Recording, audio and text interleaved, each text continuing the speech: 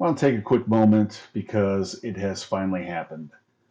Aaron Rodgers has been traded to the New York Jets. And while I am extremely relieved that this finally got done, I will miss Aaron Rodgers playing for the Packers. He was an all time great Packer, one of the best quarterbacks anybody's ever going to see play the game, and gave all of us some amazing moments that are going to live forever in Packers lore. I am so very grateful to have been a Packer fan during his time in Green Bay, and I just wanted to take a moment to say thank you to Aaron Rodgers. Thank you, Aaron.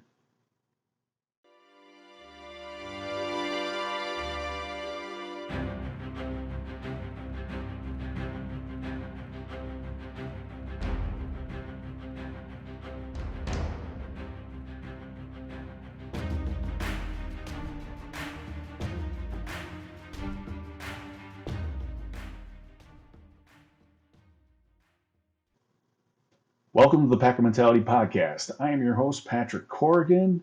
Thank you so much for being here. The excruciatingly painful ordeal for the Packers and Jets fan has finally come to an end. The trade is done. So, what is everybody getting? The Jets are going to get Aaron Rodgers. There's going to be a pick swap in the first round. The Jets will receive the Packers' first round pick, number 15, and the Packers' fifth round pick, number 170. And the Packers got a pretty good haul. They are going to get the Jets' 2023 first round pick, number 13 now. The Jets, one of the Jets' second round picks, which is number 42, which was originally the Browns pick, and their sixth round pick, which is number 207. They will also get a 2024 draft pick, which is a second rounder that will increase to a first rounder if Aaron Rodgers plays at least 65% of the snaps in 2023. That's a pretty good haul. Now that we have the picks, what's the plan? Has it changed at all now that the trade is done? We already know the holes that exist on this team: wide receiver, tight end, defensive line, safety, quarterback, possibly offensive tackle to replace David Bakhtiari in a year, probably an edge rusher to help fill in for Rashawn Gary and then replace Preston Smith in a year. Might also need a cornerback. So the overall plan probably hasn't changed all that much, but it should be a little bit easier to get some of the guys that the Packers want. Brian Gutekunst's plan, if he wants to remain the GM of the Packers for the long term, should be directly tied to the success of Jordan Love. You don't go through everything that has transpired over the past few months and years to set up for failure your hand-picked quarterback that you traded up to get in the first round. If you want Jordan Love to have success, your plan should be to put as many weapons and playmakers around him. Period.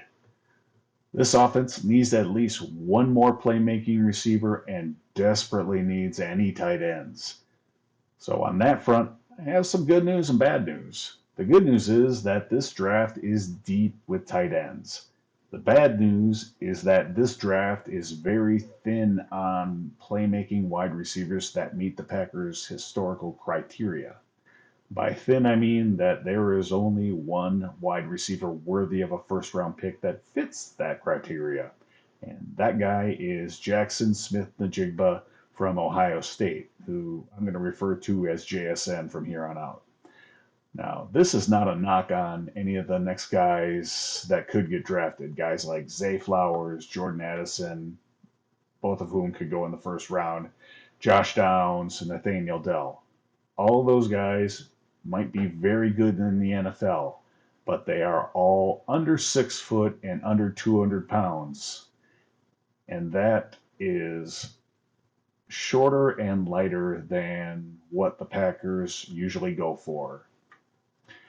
So in the first round, the Packers are going to have three options. They are now picking at number 13. Of the 12 teams ahead of them, odds are four are going to pick quarterbacks and six are probably going to pick defensive players or offensive linemen. But there are still two other teams, the Titans and the Texans, that could and probably should pick a wide receiver, and JSN is likely that guy.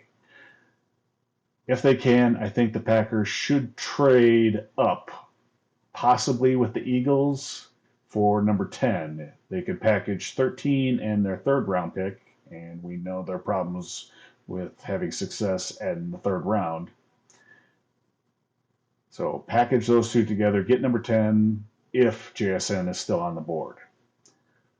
Option 2, trade down, get an additional day 2 pick. One of the top tight ends, Dalton Kincaid or Micah Mayer, should still hopefully be on the board later in the round.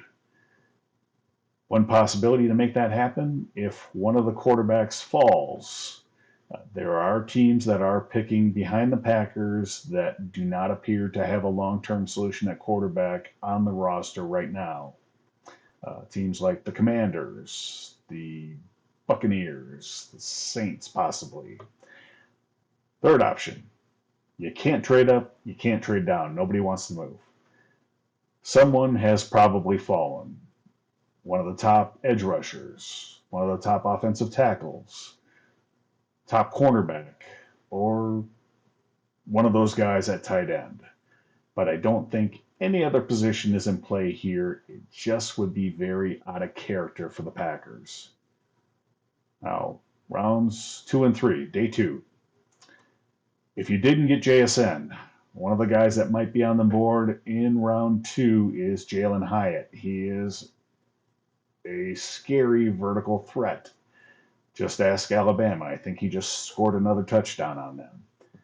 If you have him on one side and Christian Watson on the other side, that is a hard choice for the defense and might scare more than a few defensive backs. A couple other names to remember in the second and third rounds, Rashee Rice and Jonathan Mingo. A little bit different weapons, but could help the Packers. They are definitely going to grab one of the tight ends if they hadn't done it in the first round. A couple of names to remember. Darnell Washington is a scary athlete. He's just tested ridiculously. He's from Georgia, and Packers do like guys from Georgia. Sam Laporta from Iowa, Luke Musgrave, two other names to remember at tight end. They could also look for an edge rusher. This is a deep draft for edge. It is not a deep draft for safety, but they could be looking for safety on day 2.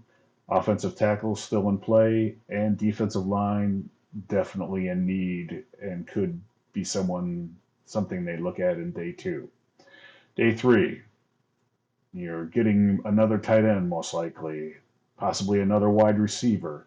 Definitely looking at safeties. You need a backup quarterback, which is probably what you're looking at in day 3.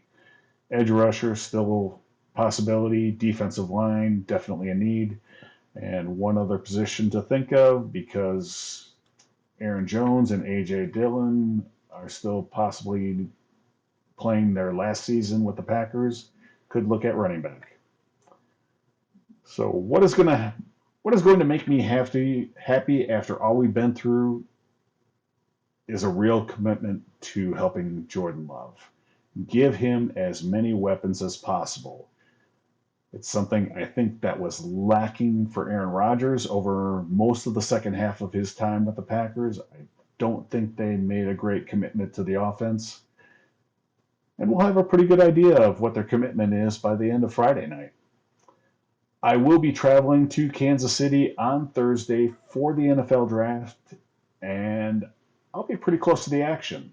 And I will be posting updates on Twitter and Instagram. Follow me at Packer Mentality if you aren't already doing so.